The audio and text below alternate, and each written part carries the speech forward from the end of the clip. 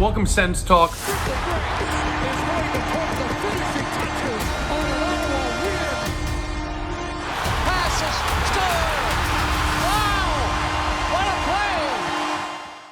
Welcome to Sens Talk. My name is Brandon Plant and I am your host. The preseason for your Ottawa Senators kicks off in literally under 72 hours. Sens hockey is finally back. Ladies and gentlemen, today, I'm recording this on Thursday, so today is the first day where the Ottawa Senators are out on the ice as a team. Now, keep in mind, and I always say this, this is not a season preview. This is a preseason preview, all right? So, I'm basically going to take a look at some of the battles that are going to take place in this camp.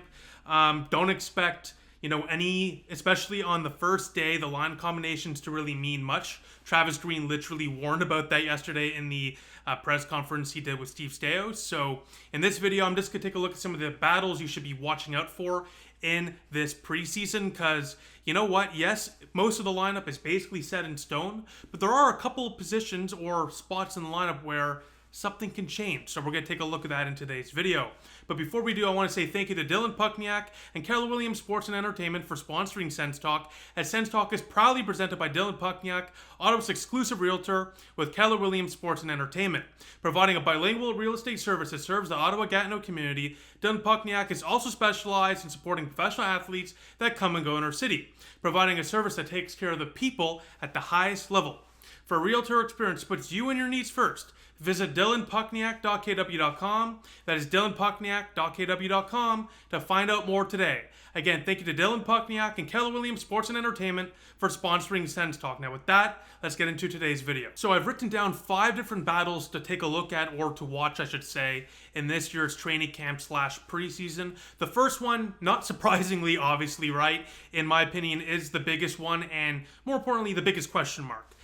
That would be the top 6. Where does Claude Giroux play, and where does Fabian Zetterlund play? Claude Giroux obviously has been a staple in Ottawa's top 6 ever since signing here 3 summers ago, but Fabian Zetterlund is a guy that was brought in and signed to be a top 6 guy. You don't give a guy multiple years and $4+ million to not play in the top 6. So that is the big question mark. Is Claude Giroux I could see him potentially even being on that third line, a guy like Ridley Gregg could potentially even get into that top 6. So you have a bit of a battle here where Zetterlund, in my opinion, for sure gets top 6 minutes, in my opinion, because I think he brings that speed, that versatility, and that scoring pedigree that you're going to need, but more importantly, to build with Stützle and Tkachuk. You want to have a guy like that develop some chemistry and get something going with those two guys, especially if he's here for the next few years, while Claude Giroux, and every single year since signing with Ottawa, has regressed by roughly 15 points or so each year while playing the same amount of time, roughly, top 6 minutes, power play time,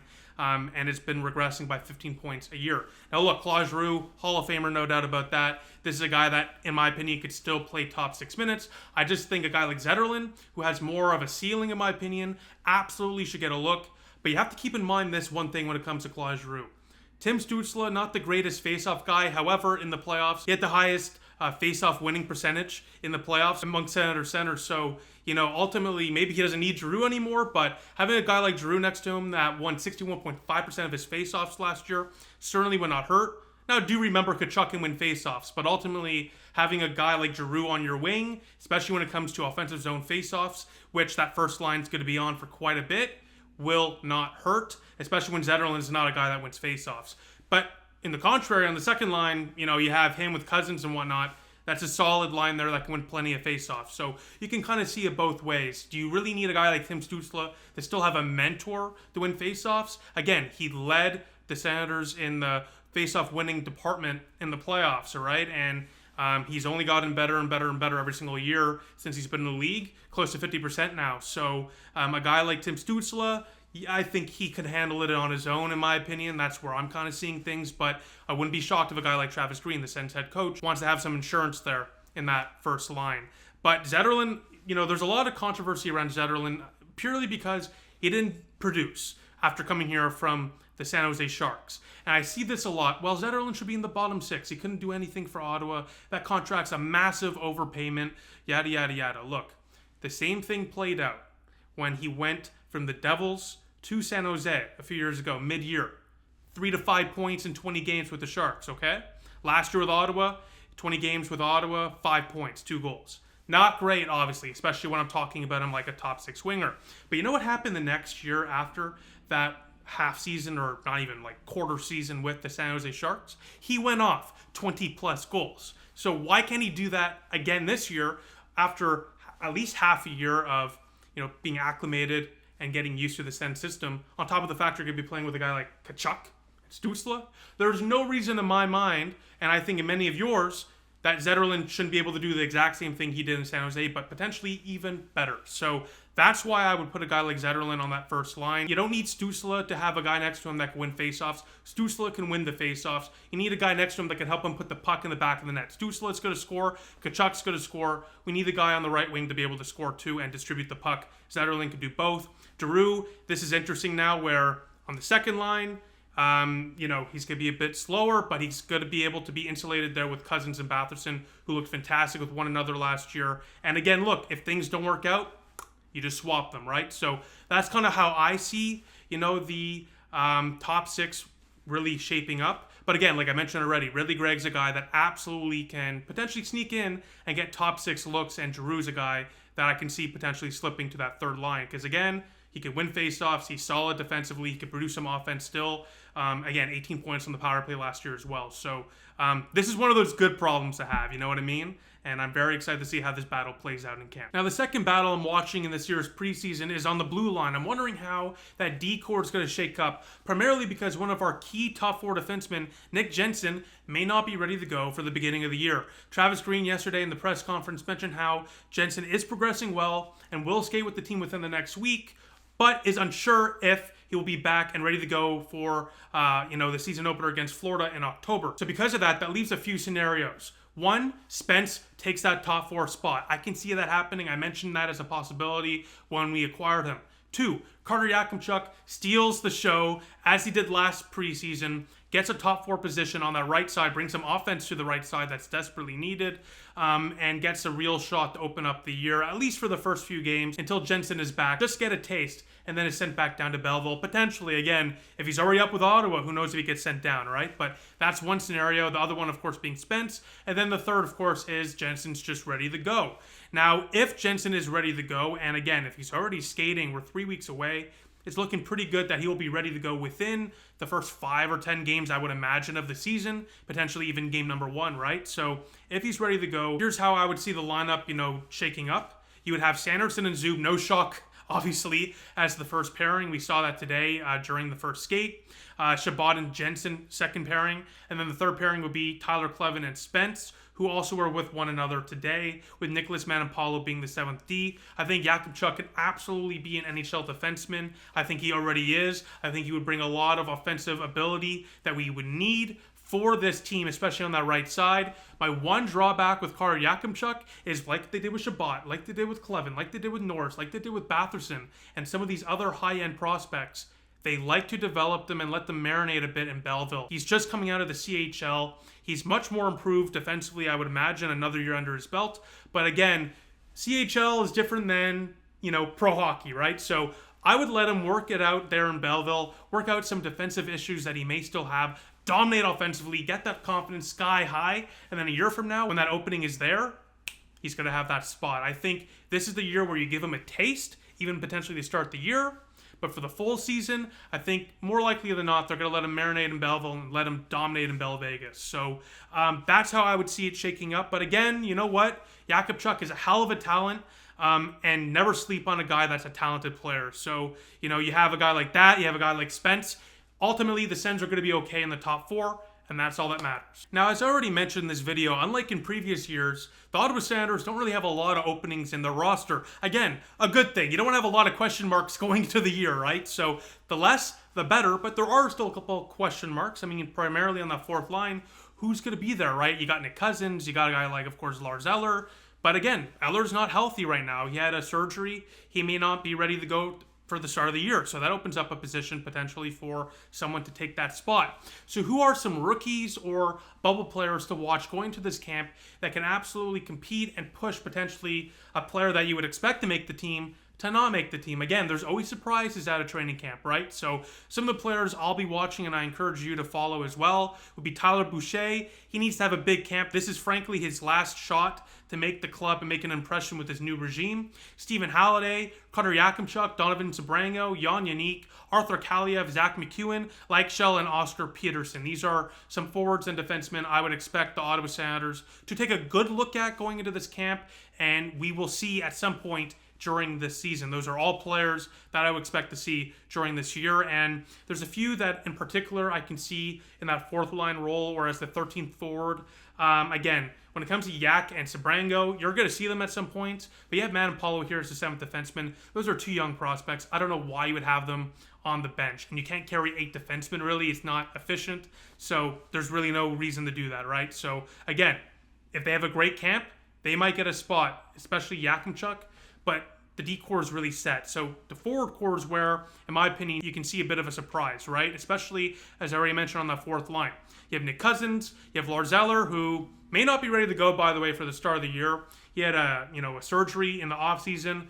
He should be ready to go, but it's not 100%, so we'll see. But you have those 2 kind of penciled in there. You have a Perron or whatnot that could potentially be there on the fourth line right wing, but ultimately it's a big question mark because that middle 6 is still kind of in a flux right now. So does a guy like Arthur Kaliev push to be that 12th forward or 13th forward, a guy that can bring some offense, who has some NHL experience, and is an elite shooter who can probably play throughout your lineup? Again, not the best defensive guy, obviously, but you always need a shooter on your team, and having one on the bench or in the rafters, whatever you want to call it, the press box, right, that can fill in like that if the lineup kind of needs a bit of a jump. I would do that for sure, because again, a guy like Kaliev is not a prospect like a Stephen Halliday. There's no benefit to having Halliday on the bench, but Kaliev, he is what he is, right? So having a guy like that can put the puck in the back of the net as your 13th forward seems attractive to me. Other guys, of course, like McEwen, Hodgson, Boucher, these are guys that absolutely can push for a similar role, not exactly in terms of scoring, but being that 12th, 13th forward. They would bring some grit, some tenacity, and we know the Ottawa Senators love that. So those are some other players that I realistically can see battling for that 12th, 13th position. So again, we'll see what happens with that. I am very curious. Let me know what you think in the comment section down below. Who's the rookie you expect to surprise and make the team out of camp? Again, not many openings, but you never know. If you dominate in the preseason, you're bound to get a look one way or the other. So let me know what you think about that. But again, ultimately, we'll see what happens. But I would expect the bulk of the players I just mentioned to start in Belleville, and we'll see them at some point throughout the year. Again, a guy like Yakimchuk, I think him, even Halliday too, those 2 this year, again, they're not in a position on the fourth line, on the third pair to really succeed and dominate. A year from now, though, when there's a third line role open for a Halliday, when a guy like Pinto maybe moves to that second line potentially, we'll save that for next year, or Yakimchuk on that top 4 spot when Jensen potentially moves on, that is a adequate spot for them to excel in. So I think another year in Belleville for both doesn't hurt. But again, that's what training camp is for. Let's see what they do. Now, the bottom 6 becomes a huge question mark because, again, you have 2 veterans on this team that aren't too fast, to be honest, that being David Perron and Claude Giroux.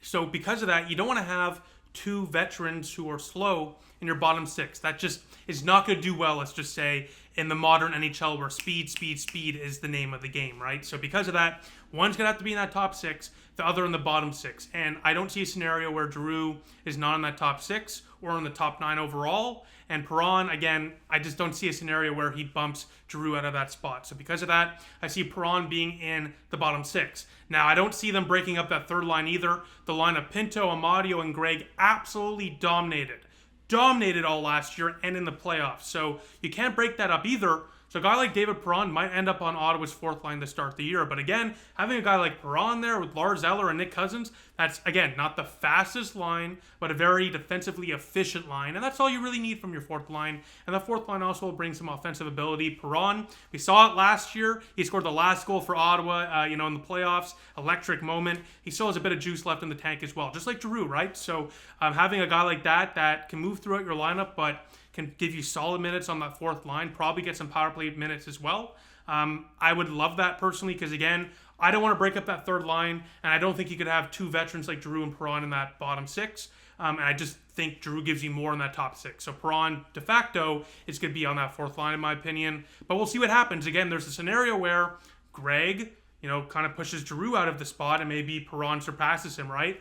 That is why these training camps, the preseason is so important. So we'll see what happens. But again, ultimately, that's a huge question mark for me. How does the bottom six shake up? We know who's going to be there. We just don't know where they're going to be, really, so to speak. Again, I think that third line stays intact. And that fourth line, basically, you have Cousins and Eller and Perron. And I think ultimately after that, like I already just mentioned, you have that battle for the 13th forward spot that could potentially rotate or move around if Perron's moved or whatnot. So again, not the sexiest battle, but something to watch. Now, the last thing to watch is the Senator goaltending situation. Now, I have no doubt in my mind that Linus Ullmark and Levi Meriläinen are going to be the two goaltenders to start the year for your Ottawa Senators. What I will say, though, is Matt Sogaard is on a one-way deal. He is waiver eligible if sent down after training camp. Now, again, Sogaard could clear. It's possible. Honestly, arguably likely he would clear. But Ottawa does have the space to keep him up if they want. And he does have that NHL experience. So losing a guy like that, again, not catastrophic, but a guy that you do want to have in the organization. Still a younger goaltender as well with some promise. I think this is a guy that could still be an NHL goaltender. So that will be very interesting to see. Do they keep Matt Sogaard around as a third goalie, especially if he has a great, preseason? Again, Levi Meriläinen, I think he gets that backup spot, but Travis Green basically said yesterday it's up for grabs. Again, he sees Ullmark as the starter. He sees Meriläinen in that backup spot, but nothing's set in stone, basically, is what he said. I'm paraphrasing to be fair, but basically he said that spot is open, and that kind of gives the green light for a guy like Matt Sogaard to battle and potentially get himself back in that conversation to be the backup or at the very least the third goalie that travels with the team. Kind of like what Montreal did last year. Again, I only mention this as a possibility because you don't want to lose a goalie when you don't have a lot of depth behind the top two goaltenders. And thirdly, you have the space on the roster to make it happen. So why not? Right? So with that, let me know what you think in the comment section down below about this year's training camp and preseason. What are the battles that I spotlighted or didn't that you are going to be watching going into this year's preseason, which again kicks off on Sunday against the Toronto Maple Leafs. Just like the beginning of the rookie tournament, we played them to start the preseason. We play the Leafs again. Hopefully, like in the rookie showcase, we start off the preseason with a win over our provincial rivals. But again, besides that, thank you all for watching. Let me know what you think in the comment section down below. And I will see you all probably Sunday to recap game number 1 of the preseason against the Toronto Maple Leafs. So with that, thank you all for watching. I'll see you in a few days. Go Sens, go.